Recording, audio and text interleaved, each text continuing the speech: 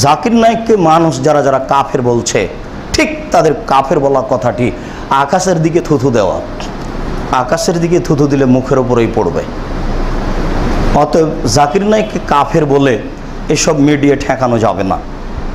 তারা কত দিনের খিদমত করছে এটা তারা বুঝতে চায় না। আর একজন বেধর্মী বিদ্বান, আল্লাহর একটা বড় তার প্রতি দয়া অনুগ্রহ যে যে কোনো বিদ্বান তার সামনে দাঁড়ালে এত দলিল পেশ করতে পারেন যে সে বিদ্বান বুদ্ধি হারিয়ে দেয়। তো এরকম একটা সচেতন মানুষ যার খিদমত আল্লাহ কবুল করেছেন, তার খিদমতকে ঠেকানো মানে এটা একটা বোকামি। বোকামি এটা কিছুই নয়। মানুষ মাত্র কোনো জায়গাতে ফতোয়ার সুবিধা অসুবিধা থাকতে পারে। আমরাও টাইকে পছন্দ করি না, উনি বলেন স্যাটেলাইটে আমি যাই, এটা আমি পছন্দ করি এই জন্য যাই। এছাড়া তারা প্রায় সব কথাগুলি একবারে চূড়ান্ত সঠিক শরীয়তের সাথে মিল আছে। আপনারা এইটা মূল্যায়ন করুন।